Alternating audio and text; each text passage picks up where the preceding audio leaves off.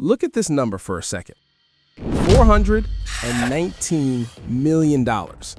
That is not clickbait. That is the actual leaked budget for Cyberpunk 2, Project Orion, whatever name they want to hide behind this week. And if you remember how 2077 launched, you already know why that number should make you very nervous. Because once you cross that kind of budget, you're not making a video game anymore. You're building a financial weapon. At that scale, fun is optional. Monetization is mandatory. Here's the setup. REDengine, dead, gone. They killed their own tech. They're jumping to Unreal 5, spinning up a brand new studio in Boston, and quietly hiring network engineers. That is not the blueprint for a tight 20-hour single-player RPG. That is the blueprint for a live service platform wearing an RPG mask. We've seen this movie. The trailer swears it's reinventing the genre. The dev diary talks about freedom. Then the suits walk in with one word: engagement. Suddenly, the game isn't about story anymore. It's about daily logins, progression treadmills, and player retention. You lived through the 2077 launch, the broken promises, the bugs, Sony pulling it from the store.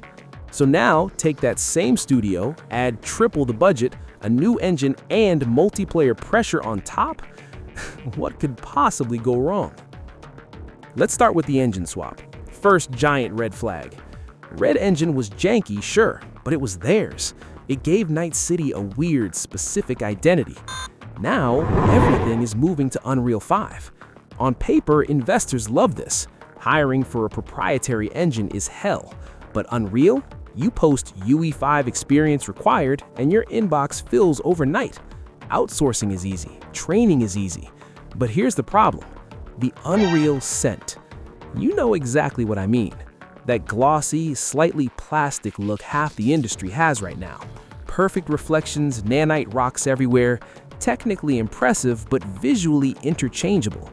There are entire Steam pages that look like the same UE5 sci-fi shooter starter project with different guns.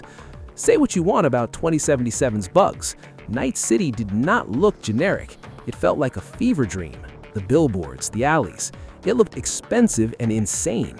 Cyberpunk 2 is one lazy art decision away from looking like UE5 sci-fi shooter number 27. Now the setting. Mike Ponswith calls it Chicago gone wrong. Night City was wide. Chicago implies tall, brutalist megastructures, stacked neighborhoods, vertical ecosystems.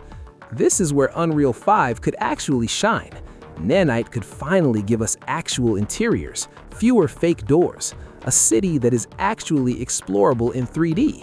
Sounds amazing, right? Here's the catch.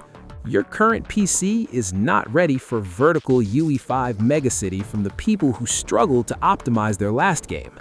Historically, CDPR games only stabilize 2 years after launch. Combine that reputation with a heavier engine and next-gen expectations, if you're dreaming of max settings, yeah, start saving for the 60 series cards now. But engine and performance are not the real reason this game costs $419 million. The real reason is one word: multiplayer. You don't hire monetization specialists to tell a story. You do that because you want an ecosystem. They looked at GTA Online, saw a decade of shark cards, and said, "We'd like one of those, please." And this is where things get ugly for us. In 2077, you wanted Mantis blades. You did a gig, earned cash, bought them. Simple. In Orion, don't be shocked if those blades are locked behind a season pass or a time-limited event. Imagine a key upgrade buried behind a 40-hour XP grind, just slow enough that an XP booster in the store starts to look reasonable. At that point, the difficulty curve isn't challenging you, it's exhausting you. That's not game design. That's an Excel spreadsheet with ray tracing. Now, layer all of that on top of the schedule. A new Witcher trilogy and a massive Cyberpunk 2 in the same window? Witcher has hundreds of people. Cyberpunk 2 is a skeleton crew ramping up. They're building a studio, learning an engine, and trying to repair their reputation all at once. And they promised no more crunch. Be honest. $500 million. Shareholders watching. Do you really think they're going to hit every milestone with zero crunch and zero cuts? Because here's the thing, the Cyberpunk brand does not survive another 2077. One more broken launch and the IP is done. Not needs a patch, done. Meme forever. So what do? We wait. And when pre-orders go live, the rule is simple. No pre-orders. Let them cook, but check the kitchen before you eat. If you want this kind of no BS breakdown instead of hype, hit subscribe. And if you want to see how this story is playing out elsewhere, watch my breakdown on the GTA 6 delay. It's on your screen right now. Click that and I'll meet you there.